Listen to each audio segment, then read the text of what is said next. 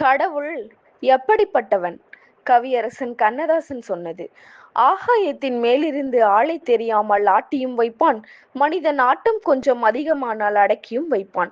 பூலோகத்தில் வாழும்போது புகழையும் கொடுப்பான். பின்னர் அந்த புகழுக்காக வாழும்போது புரட்டியும் எடுப்பான். பூவிலே கொஞ்சம் தேனையும் வைப்பான். அங்கே தேனை வைத்ததை தேனீக்கும் சொல்வான். பின்னர் அந்த தேனடை இருப்பதை மனிதனுக்கும் சொல்வான். கேட்கும் திறனை கூர்மையாக எலிக்கும் வைப்பான். அந்த எலியே கேட்க முடியாமல் நடக்கும் பாதங்களை பூனைக்கும் வைப்பான். ஓடும் திறனை கூட்டுகின்ற கால்களை மானுக்கு கொடுப்பான்.